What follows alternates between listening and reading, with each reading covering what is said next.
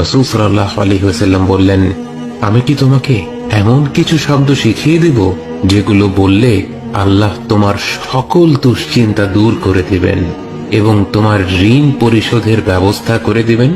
বলো, আল্লাহুম্মা ইন্নী আউযু বিকা মিনাল হাম্মি ওয়াল হাযান ওয়াল আজজি ওয়াল কাসাল ওয়াল বুখলি ওয়াল জুবন ওয়া দালা'id দাইনি ওয়া গালাবাতির রিজাল।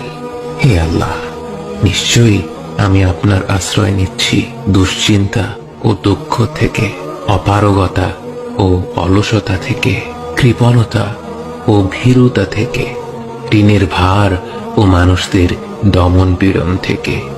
আল্লাহর যেই বান্দাই পূর্ণ বিশ্বাসের সাথে এই কথাগুলো বলবে, আল্লাহ অবশ্যই তার জন্য স্বস্তি আর মুক্তির পথ বের করে দেবেন।